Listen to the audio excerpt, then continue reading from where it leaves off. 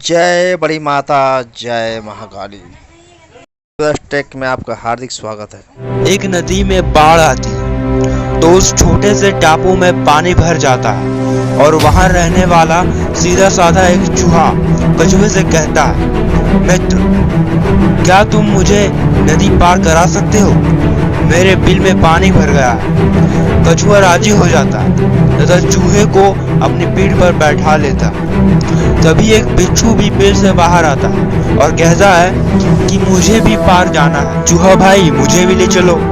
तो चूहा बोलता है, मत बिठाओ, ये जहरीला है, ये मुझे काट लेगा।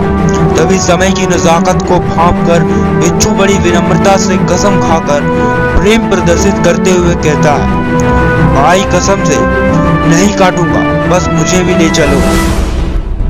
कछुआ राजी हो जाता है और कछुआ चूहे और बिच्छू को लेकर तैरने लगता है और तभी बीच रास्ते में बिच्छू चूहे को काट लेता है और चूहा कछुए से चीखते हुए बोलता है, मित्र, देख देख, इसने मुझे काट लिया।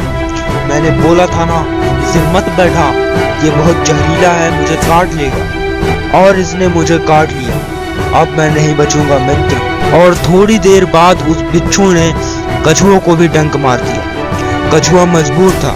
जब तक किनारे पहुंचा, बेचारा चूहा मर चुका था। कछुआ बोला, मैं तो इंसानियत से मजबूर था, तुम्हें बीच में नहीं डुबो सका, मगर तुमने मुझे क्यों काट लिया? बिच्छू उसकी पीठ से उतरकर जाते जाते बोला, मूर्ख, तुम जानते नहीं मेरी तो मजहब ही है डंक मारना। चाहे कोई भी, गलती तुम्हारी है जो तुमने मुझ पर विश्वास किया। और दोस्तों, ठीक इसी तरह कोरोना की इस बाढ़ में मोदी जी ने भी नदी पार करवाने के लिए कुछ बिच्छुओं को पीठ पर बैठा लिया। वे लगातार डंक मार रहे हैं और सरकार इंसानियत की खातिर मजबूर है। फलस्वरूप हर रोज बेचारे निर्दोष डॉक्टर, पुलिस और स्वास्थ्य कर्मी पिट रहे हैं और मार खा रहे हैं। सोचिए, अगर यह कोरोना वायरस 2014 में फैला होता तो क्या होता? क्या ये लॉकडाउन और सोशल डिस्टेंसिंग संभव होता? अगर 10 करोड़ घरों में शौचालय ना होता, 8 करोड़ महिलाओं के पास गैस चूल्हा ना होता, 2 करोड़ परिवारों के पास अपना घर ना होता, 36 करोड़ लोगों के पास बैंक का अकाउंट नहीं होता, 18,000 गांवों और 3 करोड़ घरों में बिजली ना होती, क्या होता अगर मोदी जी ने 2014 में यह सब सुविधाएं ना दी होती?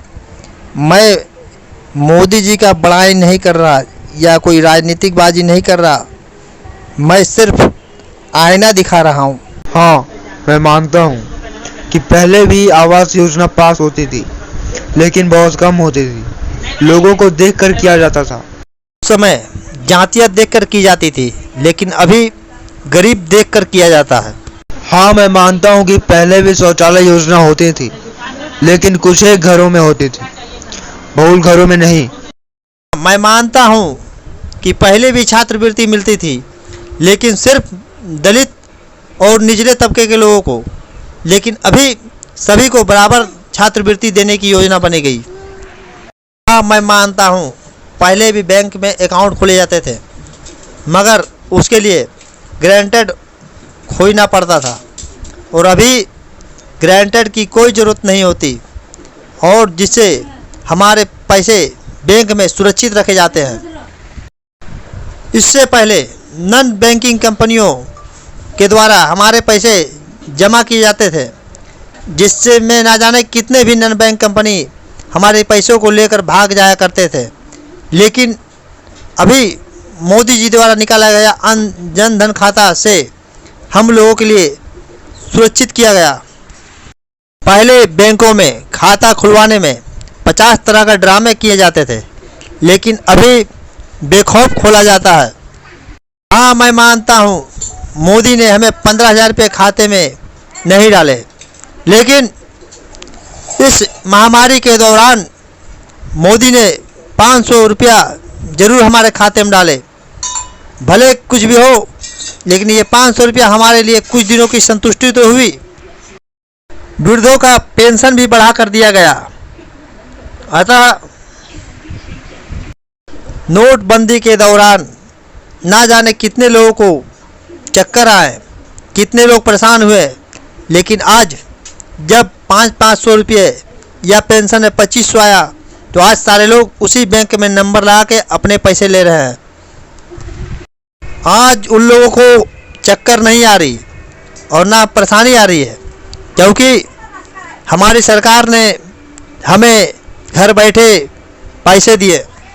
हाँ, मैं मानता हूँ मोदी जी चाय वाले थे, लेकिन एक गरीब का दर्द एक गरीब ही समझता है। हमें गर्व है कि हमारे देश का प्रधानमंत्री एक गरीबी से उठा हुआ है, जिसे हमारी गरीबी का एहसास है। उन्हें सब पता है कि गरीब को कब किस समय और क्या मिलना चाहिए। हाँ, मैं मानता हूँ व्यापारियों को जीएसटी से सबसे ज़्यादा दिक्कत हुई, लेकिन टैक्स चोरी की जो धंधा था वो आज बंद हो गया और यह टैक्स के सारे पैसे हमारी जनता, हम लोगों के भलाई में हमारी सरकार लगा रही है। हमारी सरकार चाहती है कि हम गरीब देशों की गिनती में ना आए। अतः हम अपने समस्त भाइयों से अनुरोध करते हैं कि किसी के बहकावे में ना आए। हमें पहले राजा महाराजा लड़ाते थे, बाद में बादशाहों ने लड़ाना स्टार्ट किया और फिर अंग्रेज़ों ने लड़ाया, और अब ये चंद नेता जो गिद्ध बने बैठे हिंदू मुसलमान की राजनीति करते हैं।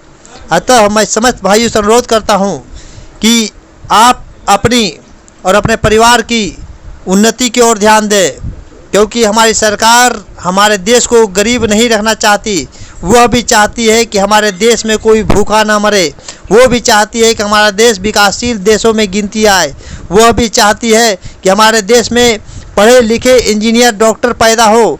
वो भी चाहती है कि हमारा वैज्ञानिक अपना हो। अब्दुल कलाम जैसा वैज्ञानिक ना जाने कितने हमारे देश में हो सकते हैं, वो यही चाहती है।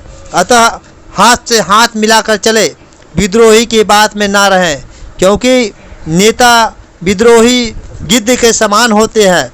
ये कभी इससे लड़ाते हैं, कभी उसे लड़ाते हैं। अतः भाइयों बहनों, मैं आपसे निरोध करता हूँ कि कृपया इस बात को दिमाग में उतार लें। जय महाकाली। कल तक फेसबुक बहुत कम आदमी लोग चलाते थे, लेकिन आज जियो के बदौलत ये सारे लोगों के बीच में लाया गया, ताकि हम सोशल नेटवर्किंग से जुटे रहे और अच्छे बुरे का ज्ञान हो जाए। कोई तो है जो यह चाहता है कि हम लोगों के पास जागरूकता ना हो। कोई तो है जो लोगों की बढ़ती जागरूकता से परेशान है।